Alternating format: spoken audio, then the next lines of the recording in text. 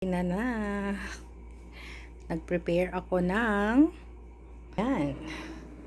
Yan na yung fish fillet ko. 'Di ba? Ang aking fish fillet, so gagawa pa ako ng sauce.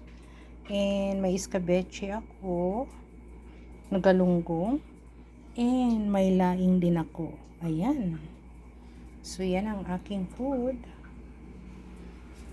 Gagawa ako ng sauce nito na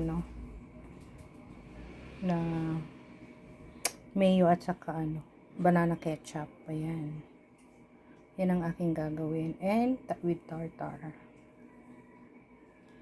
Para masarap. So, alam mo yung ginawa kong ganito, yung penggeisho sa SM. Yung fillet siya, yun yung binili ko.